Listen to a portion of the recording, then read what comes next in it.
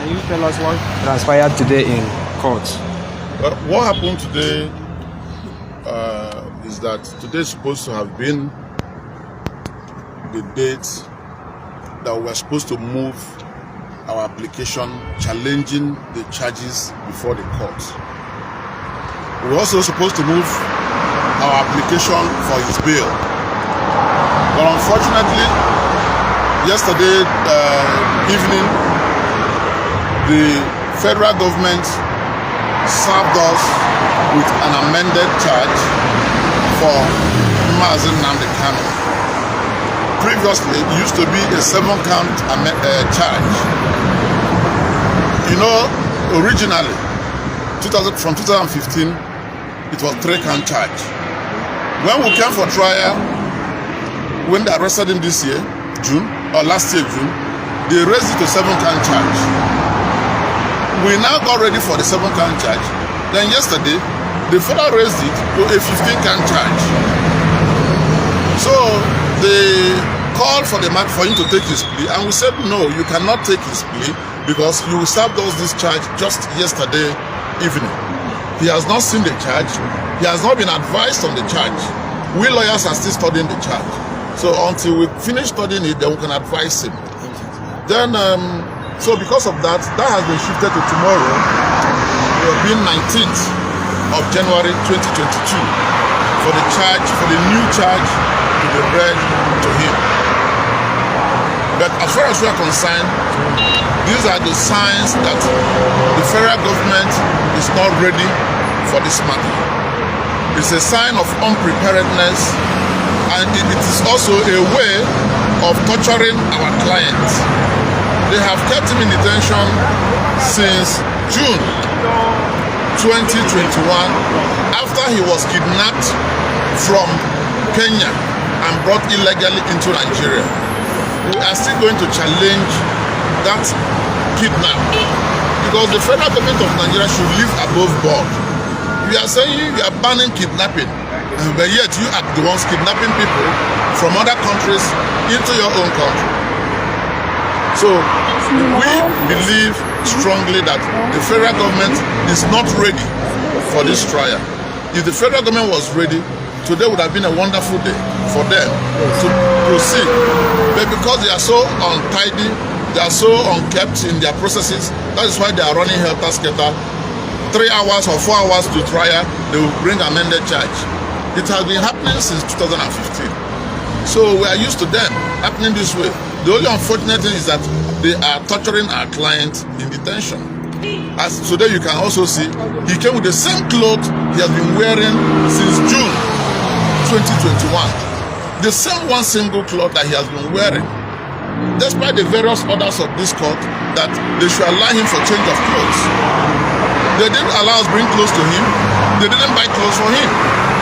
And it's unfortunate because you are telling the world how disrespectful you are to court orders and court judgments.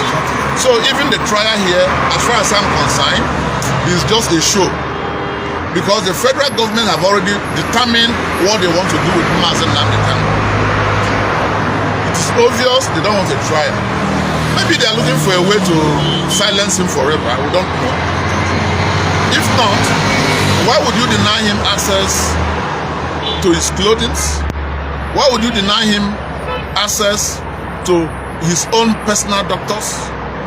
You are telling us you gave him the best doctor. Who determines the best doctor for the patient? Is it you, his captors, or the patient himself? The patient should know who he wants to be his doctor and choose. But you are imposing doctors on him. You know, we told you before that they have taken blood samples from him 21 times. How can you be doing that? Only God knows what they are doing with the blood. Only God knows even what is in the syringes. We don't know. But we don't have a choice either. You understand? So we believe that if justice is to be done, it should not only be done, but it should be seen to be done, so that the ordinary man in the street can see that, oh, truly, fairly, this is justice. Okay. If you want the man to stand his trial, there should be a level playing ground. There should be a level playing ground. for him to stand his trial. You cannot continue to tie the arm of one party while the arm of the other party is let free. Even outside there, the way the Igbos were treated is terrible. My colleagues here witnessed it. Some people sang with Nigerian flag from the Sheraton, from the Nikon axis coming, and they were actively directed by DSS personnel, asking them to keep coming. Meanwhile, the Igbos who stood by the federal secretariat were chased away with guns and tear gas because they were also singing. You chase them away while directing the other people to come closer, and to stand in front of the Federal High Court gate with all their banners. So it's unfortunate. It doesn't show equity. It doesn't show equality. If we say we are all equal before the law, what you give to Mr. A, you give to Mr. B. What you give to the federal government of Nigeria, you give to Nnamdi Kanu. They are the parties in the case, but you cannot treat one way and then treat the other differently. Okay, so what can you tell us about Mazi Nnamdi Kanu's health? His health is bad. That is why they took 21 samples of his blood and they are still taking. He needs to see his doctor. His health is bad. He needs a medical doctor, an effective and efficient medical doctor to treat him of his choice, not the one that appointed by federal government. How can the man who is your enemy be the one to bring doctor for you? So I heard you saying that it's becoming obvious that the federal government have decided what to do with Mazi Nnamdi Kanu. Yes. So right now, as his lawyer, what is your suggestion? What do you think is the best option? We do not have a choice in this game, because if we have a choice, we will say take him back to Kenya, then arrest him properly, bring him into Nigeria properly, then let him stand his trial properly. But with all this interference in judicial processes, it shows that you are not ready to obey the law, especially if the law is against you. The federal government is not ready to obey the judgment of this court if it's against them. But if it's in their favor, be rest assured they will quickly obey it. What can you tell us about Just like they obeyed the one in Kensaro River case. After they found the man guilty, before his appeal could be heard, they hanged him.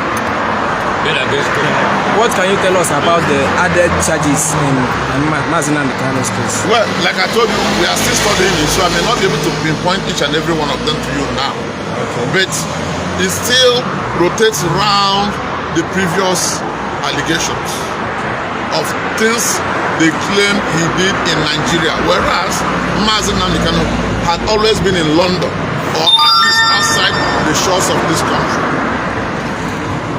All right, sir. Thank you very much, sir. Thank you. And thank you for your moral and your uninterfered courage to stand with Mazi Nnamdi Kanu. Dear Francois, are saying thank you to you. God bless you. God bless you too, sir. God bless